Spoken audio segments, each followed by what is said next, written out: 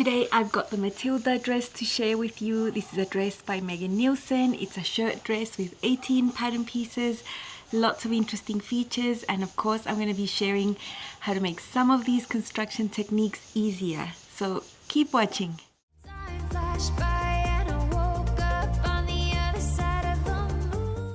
Hi sewing friends, I'm Karina from liftingpinsandneedles.com. This is my sewing channel where it's all about sewing, limitless sewing, and where I bring to you videos with very practical sewing footage so that you can watch how things are sewn and maybe you can apply these to your own sewing with other projects. Today I'm wearing my Talon dress from Itch to Stitch that I've shown you last week. This is the green tropical one and it's such a beautiful dress to wear, and comfort is above all, and that's how I feel. I feel very comfortable and very dressed up, you know, nicely in this dress. So thank you for all your love on that video last week. Today I have a different pattern to share with you. I made this dress in the last days of December, and one of the tiers on my Patreon page get a full sew along every month, and among options they chose this dress. I've had the pattern. At that stage I'd had it for a year already and I'd been eyeing it, and it's a dress that you see and you think, you know, it's got so many pattern pieces, you need to be in the right frame of mind, you need to be relaxed, not have things stressing you out, because it is a project that is not going to take you just a few hours to complete. Not because it's hard, it's just because it's got a lot of features, you know. At the time I left the buttons pending because I couldn't find the right buttons, and I knew I had to put a lot of these buttons into this shirt dress. So I'll put some line art here so you can see the line art here on this pattern is really well done, because you can actually see all the details the dress has. And there are princess seams on the front and the back. The princess seams are not the ones that come from the arm side, are the ones that come from the shoulder in the initial draft. So over here it has like a drop shoulder with an arm side, and to finish that off there are sleeve bands. There are yokes front and back, and they are both self-lined, so you use those burrito type methods to make them really clean inside. Uniting the bodice to the skirt are shaped waistbands, and they are also self-lined, and then united to that comes an A-line skirt with sort of largish patch pockets on the front. And on the front of the bodice there are also other types of pockets, these like pleated pockets with a flap that go on the bust. I opted out of those pockets for this dress because usually I don't do them. I'm very moody in that way, and I did not have enough fabric to do this. The button placket on this dress is a separate piece, so it's not an integrated one that you fold under. You have to actually sew that on. And then there is a collar stand and a collar, and it calls for 13 buttons, 5/8 of an inch. I ended up putting 18 because I usually up the amount of buttons in any blouse or dress because I like having more buttons. I like the distance between them to be smaller, so I take the recommendations there just as a guide, but I will usually put more buttons than what it says. And because I didn't have enough fabric for all the pieces, I opted to do the front and back yokes and the inner waistbands with a contrasting fabric, just so I could get the main ones out of the main fabric, you know. This dress is designed for light to medium weight wovens. The pattern mentions linen, chambray, shirting, cottons, that sort of fabric, and then it also mentions rayon and silk. And I would not make this pattern out of those fabrics. There are so many pattern pieces, they need to match each other exactly, and these types of fabrics are the ones that are hard to cut and that are going to stretch out really easily and go out of shape. If you're not willing to take the proper precautions with these types of fabrics, you might end up with a really deformed dress. So I would suggest staying with the more structured, easier to work with fabrics like the shirting, cotton, chambray, linen, and I chose a linen cotton blend for this one myself. Now when I purchased the pattern, I just saw the picture and it was on sale and I liked the design. I looked quickly at the sizing, but because I purchased this so long ago, I didn't really dwell upon the sizing. The sizing for this particular pattern, because it's an older one from Megan Nielsen, is really limited. So newer patterns come sort of in 2 separate drafts from 0 to 20, and then the curve range from 14 to 30. But because this is an older pattern, that sizing hasn't been updated or anything like that. So it only comes from extra small to extra large. And my body measurements put me in the extra large. So actually my body measurements are the largest that this dress could be made in, you know, 42 bust, 34 waist, 44 hip. Now I'm going to invert the order of events that is usually shown in my videos. I show you practical sewing and then I show you the garment. I am not showing you a full sew along, of course, in this video that is on Patreon, but I have done a summary of some of the aspects that I think could be super helpful for any type of project that has similar aspects like this. So I'm going to show you. This is the fabric I've chosen. It's a linen cotton blend. If you can see the texture there, it was lovely to work with. I think it has the proper structure for this type of design. There is a collar stand and a collar piece that finishes sort of roundish there. The placket for the buttons is sewn on separately. Very clean like that. And then there's 1,000 buttons that I put. You can see a curved waistband. This waistband has shaping. It's not a rectangle because it can't be. It will fit the bodice perfectly. And then beneath that comes the skirt. And you can see a patch pocket right there with a shape and a pocket tab that is called in the pattern, this piece that wraps around the edge of the pocket, and I think is really pretty. I'm not against patch pockets. I will gladly do patch pockets because they are on the main pattern and they don't create extra bulk anywhere. So I think it's a nice feature there. And then you go to an A-line skirt that I have hand hemmed.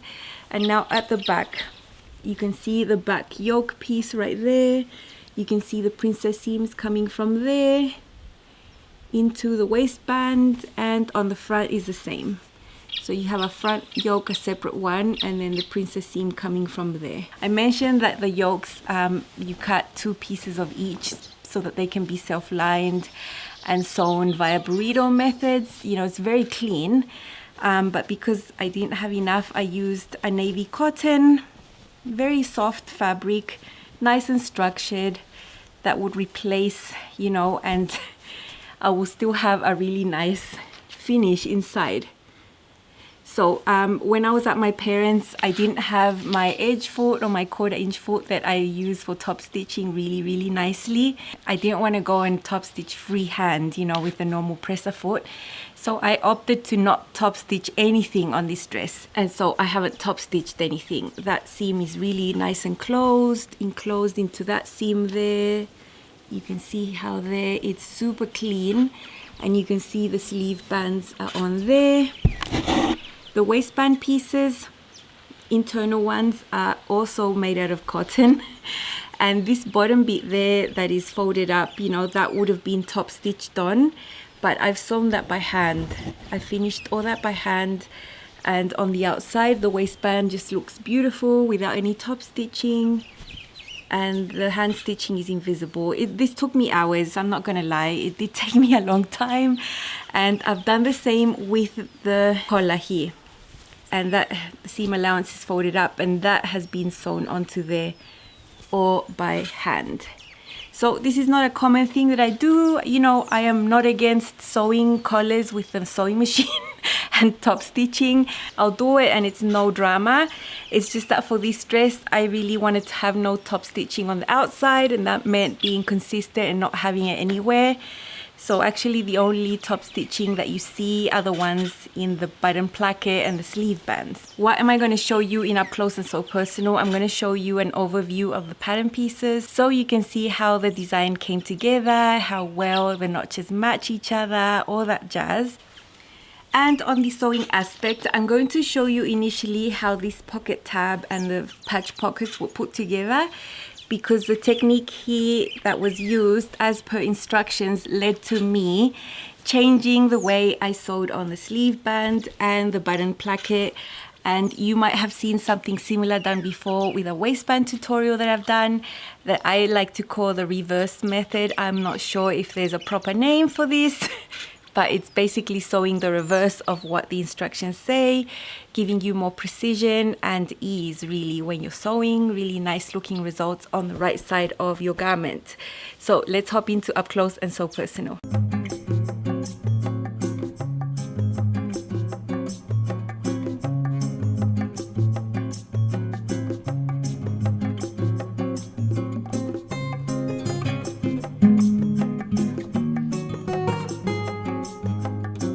This dress has a lot of pattern pieces. The ones that you see on the table here are just the bodice pieces mainly. I don't have the skirt pieces here because they don't fit.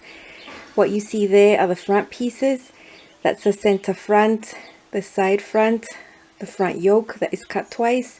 To save fabric, I'm cutting the main out of linen, the same here, and the inner yoke I've cut out of navy blue cotton. And there are bands here, waistbands. So these are not cut on the fold, they're two separate ones. The ones that are from the main fabric have been interfaced, and the internal one is just the cotton. On the back, the center back there is cut on the fold. That is the side back. That is the back yoke cut twice.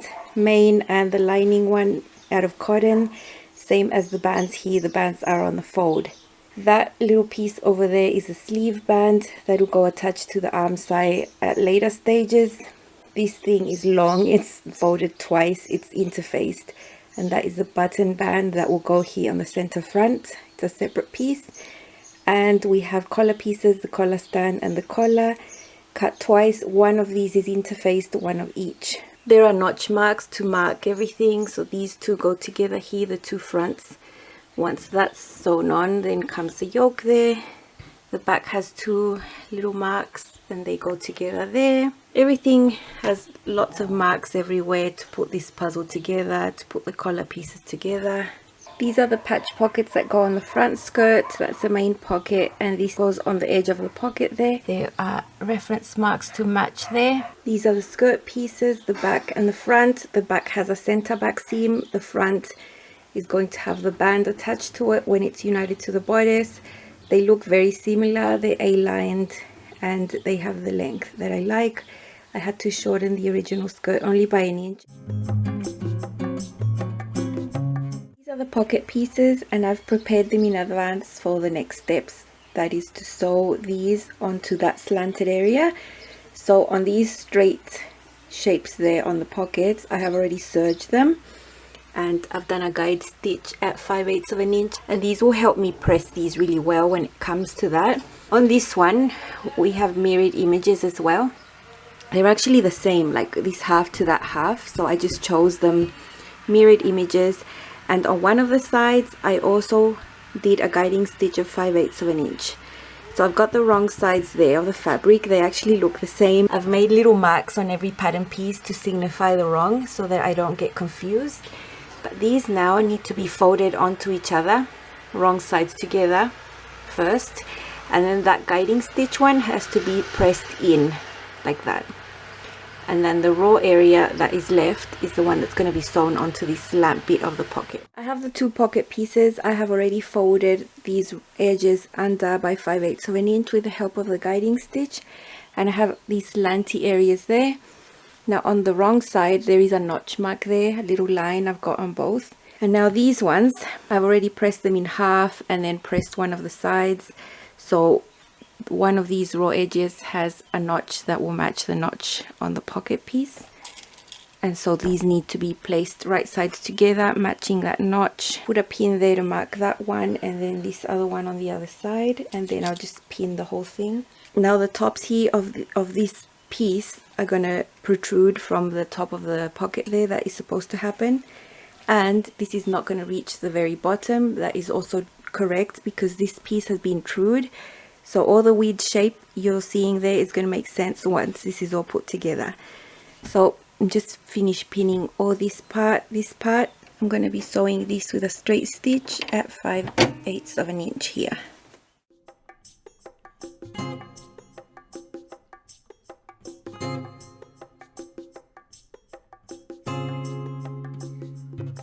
You can see this little point here matches exactly the 5/8 of an inch right there, so that is how it's supposed to be. When you look at it from this side, there's a little bit protruding there, but that's fine. Okay, so here's the pocket with a tab sewn on. I'm just going to finger press this open just a little bit. Okay, and now this tab I'm going to flip, and we've already got that crease mark we've already done, and now the one that had already been folded at 5/8 is going to meet that seam there, and this is how that pocket is going to look there. It's really cute. I think it's a nice detail, And you can see how well this has been drilled on the side seams here. This is the raw area here that it's going to be caught onto the side seam of the skirts, because this is going to be sewn onto the front piece of the skirt. So that looks really nice. I'm going to pin this, hand baste it, and then top stitch that down so it's nice and secure. This is the right side of the pocket here. You can see that this has been folded in. That's the wrong side, and that's the tab that's been basted on. Now this seam here is the one that has been machine sewn already, and the one flipped under, that's the one that's dangling there.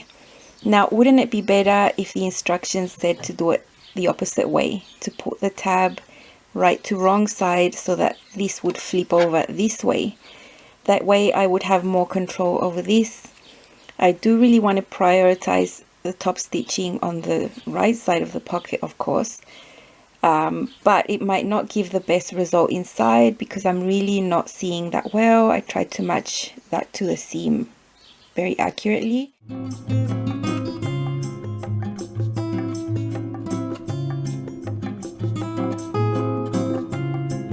That's how it's looking on the right side, right on the edge, and on the wrong side, look, even though I hand basted, there is still tiny areas that I didn't catch, very small, or maybe no, I didn't. See, that is what I dislike about this method, because you can't really control what happens to the back, and this is exactly what happens to waistbands as well.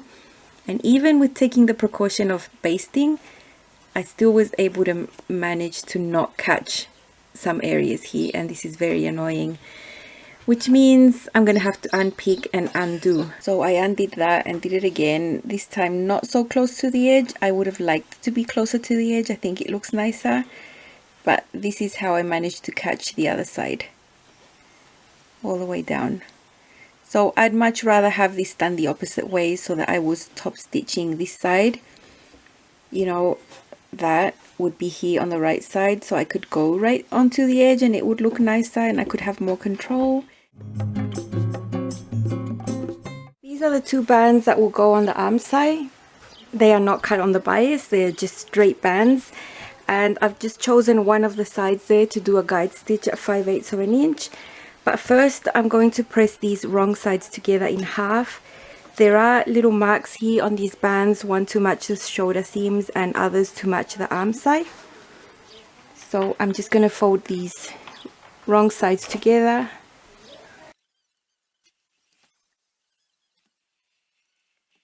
So they've been pressed, and now I'm going to press again one of these edges. I'm going to press it in 5/8 of an inch.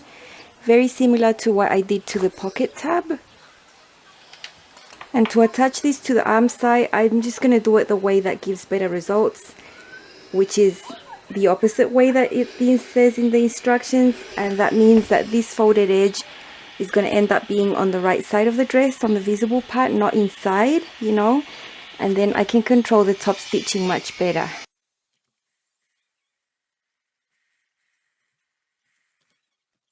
Okay, so I have these pressed in half, and then with the other side pressed in 5/8 of an inch, and I have a raw area there. I'm going to attach these to the arm side, and I'm going to do it non-traditionally, and I'll show you that at the sewing machine. I've just got them, you know, onto each other, right sides together, and the short ends here, the short ends, you can see the foldy bits that have already been done. And now these need to be closed off into a tube at the same seam allowance, 5/8 of an inch. This is the arm side, this is the right side. As you can see, we've got yoke pieces and seams, so this is the right side of the bodice facing towards us. And I've slipped the sleeve band inside, but I've got the sleeve band right to wrong. So this is similar to the way I do waistbands, exactly the same concept. Basically, this means this will get sewn all around the arm side. And then once that's sewn, you know, this will be trimmed and clipped. This that has already been pressed in half and the other raw edge pressed 5/8 will come over and meet this seam here. And then the top stitching can happen where you actually see the dress, you know, on the visible part, and that means that that can get caught really neatly. And then inside here, that has already been sewn, you know. So it's the same way I do waistbands. It's the only difference. This is a sleeve band, but the concept is the same. A sleeve band was sewn there on the short ends that matches the side seam, and the band has a little notch here that matches the shoulder seam. This is the back, and there is a double notch there on the arm side that matches that notch there on the band, and the same here on the other side. The front has a single notch that matches the notch there on the band. So everything matches neatly, and now it's just sew around 5/8 of an inch and on both sides.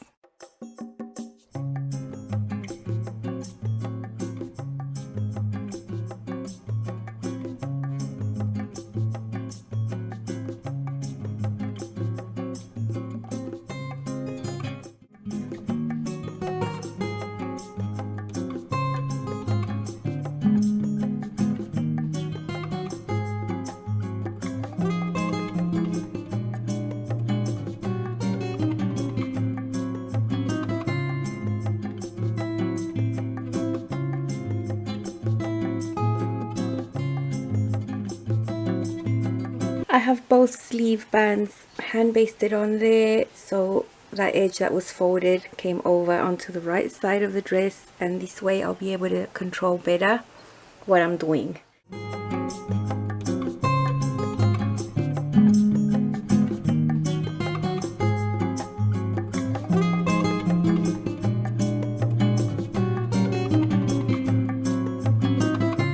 The long button bands, separate pieces. They're from there and they go all the way down. On the top they have this shape like that, so basically that needed to be interfaced, so it is, and then pressed in half, and then you just choose one of the raw sides to press in by 5/8 of an inch, similar to what I did with the piece that went on the pocket. I did do a guide stitch there to help me press. I need to remove that, and what's important is to have mirror images. So I do. And now to put on these, I'll show you how to put them on the dress. I'm going to do it differently. Okay, so this is how the instructions have you put these on, right to right, you know, both right sides together, and then this sewn at 5/8 of an inch. This other side has been pressed, and so this will just go over like that, and then this would need to be top stitched.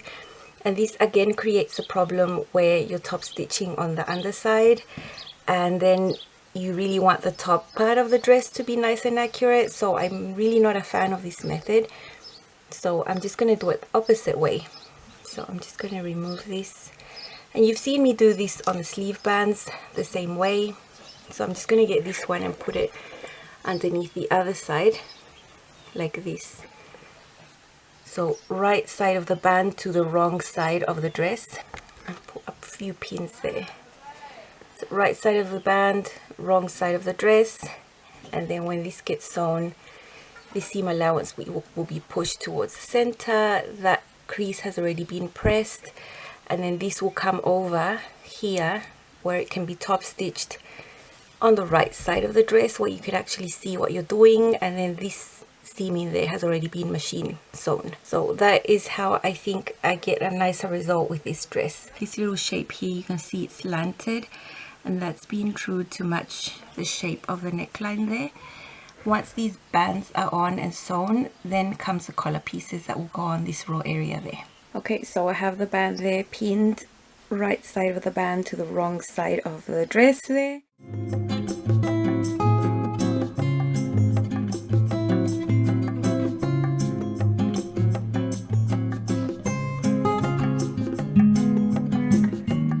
Have the button bands basted on. This is the front of the dress, the right side, and this is where this is loose, so I'm gonna have really good control and be able to edge stitch them neatly. And that side has already been machine sewn, so it's a long seam.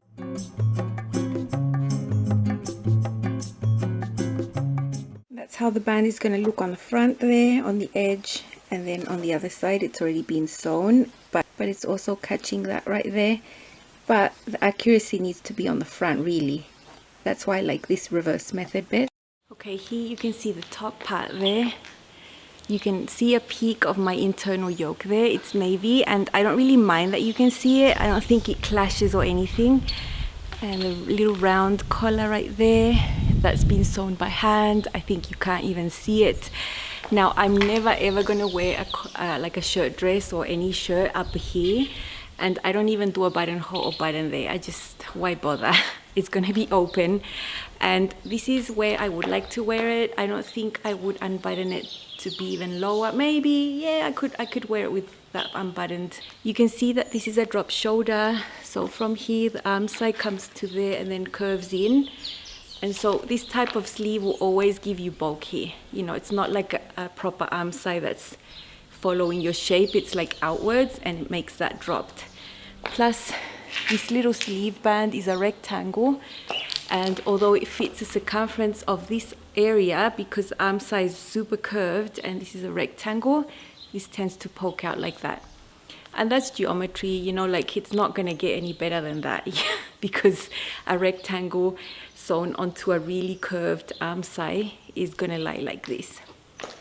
You can see these princess seams. I could perfect the fit. I think I do have a little bit of excess here, but I didn't really notice when I was sewing and I tried it on.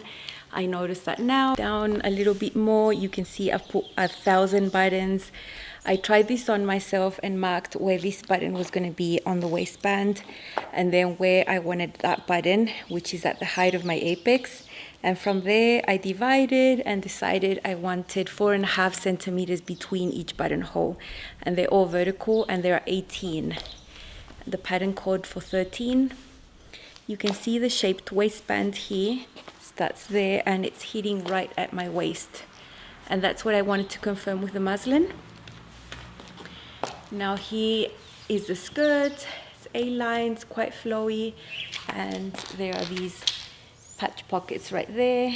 I think are really cute and really big and they don't really create bulk to the skirt or to the hips, so I'm all for them. On the back you can see that the bodice and the waistband give amazing shaping at the back, same as with the skirt. You know, there's no excess of anything.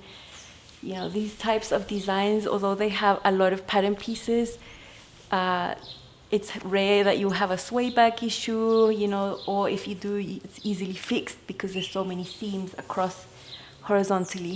Here is an angle of the skirt, just from the waistband down, and the length that I like, and it's hand hemmed. I love it. Here is a full length view. I only had to shorten the skirt by 1 inch, and I did that from the hem.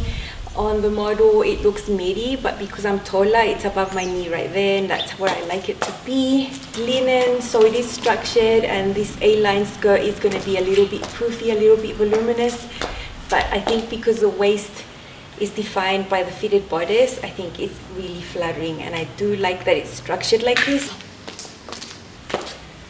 And my pockets that I love, and you rarely hear me say that I love pockets, but I really do like these a lot. So in summary, I love the dress. I just feel amazing in it. Maybe it's a combination of the style and the fabric, how heavy it is, but I feel like it's a really expensive dress, and I'm glad I made it myself and made it how I want it to be. I love all the hand finishings inside, and it just feels amazing on. I love it. I do have some thoughts about the construction of the dress. The dress is beautifully drafted. The fit is amazing. I did sew up a bodice muslin prior to making this to make sure that the bodice was hitting my waist. I tend to be a bit short-waisted, and sometimes depending on the pattern company I have to lengthen it. I am interested in this style of dress has a curved waistband fitting at my waist, you know, not higher, not lower, because then it's not going to look right. So everything went together, the notches, the pattern pieces all match beautifully. But what I can say is I did not enjoy having 5/8 of an inch seam allowance in every aspect of the dress. So I understand that some pattern companies choose a seam allowance and then just make the whole construction of the garment the same.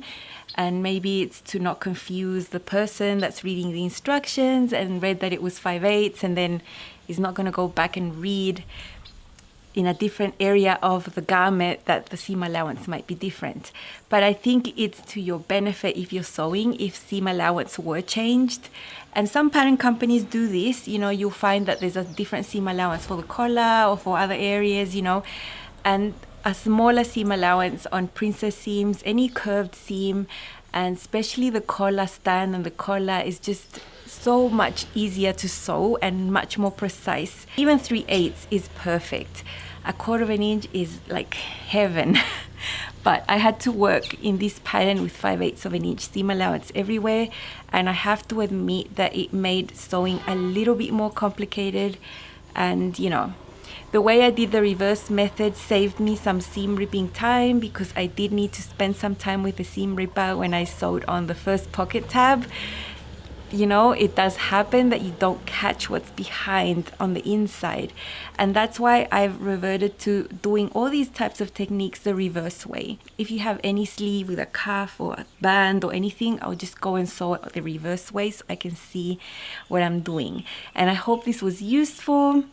If you have this pattern, make it. It's a beautiful pattern. It's really flattering and beautiful to look at. I loved and enjoyed all the yokes and the inner linings and everything. I mean, it's a project to really enjoy. If you're building up your skills, it's a pattern that is going to help you, because the instructions are so well made, the diagrams are so well designed. You know, you're going to understand what you need to do, even if the process is a little bit lengthier. If you enjoyed this video, click on the like button. If you want to see a lot of sewing content that is practical, subscribe to this channel. Tap on the bell so you don't miss out when new videos go live. I will see you very soon with another sewing video. Bye. Don't you think this is starting to